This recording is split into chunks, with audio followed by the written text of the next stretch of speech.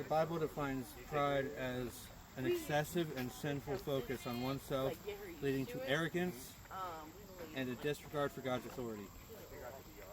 Now, there are many different types of pride. There is pride where we try to glorify ourselves or lift ourselves up. That's an arrogant pride. That's such a damaging situation to get in. There is the pride that you have when you look to your father, or your father looks to a son and they just want him to be proud of him. That is a loving pride.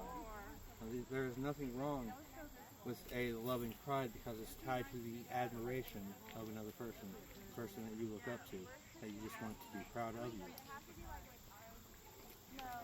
Now, this past week I was going to Georgia. I went to Georgia, and I was really down. I was very, very tired. I couldn't figure out what was going on. I was just completely out of it. This was my second day there, having trouble getting rest. So I go to read the Bible to try and get myself into the book of Proverbs to get some wisdom.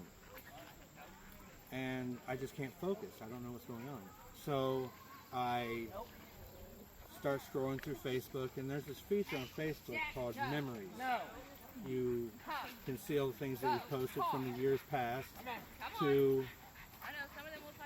just kind of memorize or memorial whatever nonsense you posted on Facebook.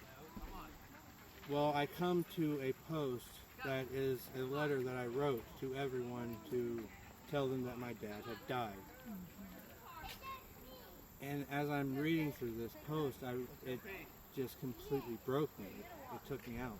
I was back to that moment when they pronounced him dead in the hospital. And at the bottom of that letter, I wrote, "I hope I make you proud." Jake, she's waiting on you. Look. Now, deep down in my heart, I know that I made him proud. But there was always still that wondering and that just not sure.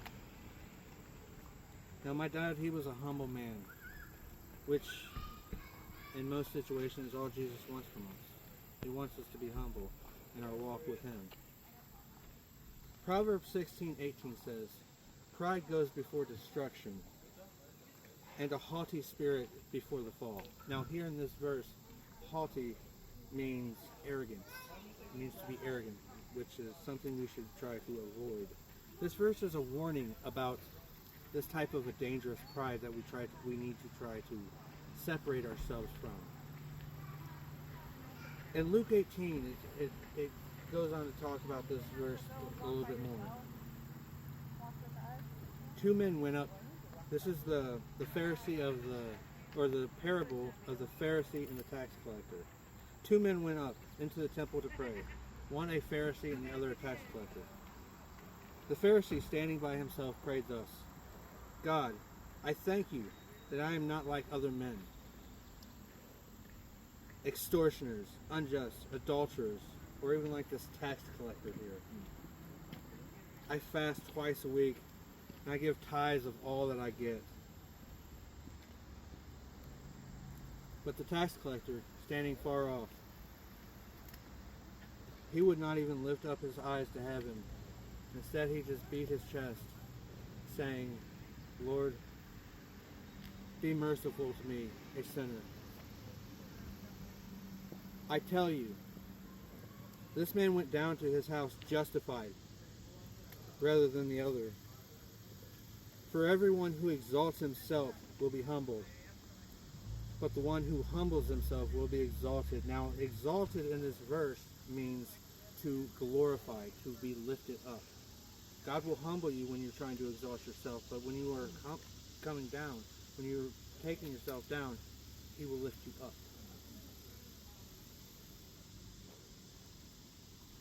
And the point of this verse is to highlight the fact that we need to steer clear of any type of vanity that may try to... These bugs are bothering me.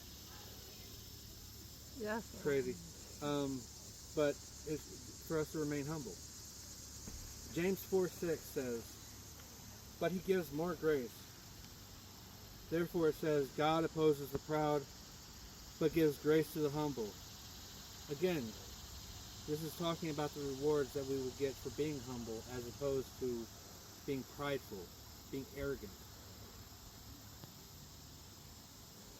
Now for the person who was strung out on drugs for 30 years, who ends up being able to stay clean for 2 years and have a bit of a testimony, there's another type of pride that gets attached to that. It's a pride that of what God has done for you in your life, or me, I should say. It's a righteous pride because it's the pride that you have in God the Father.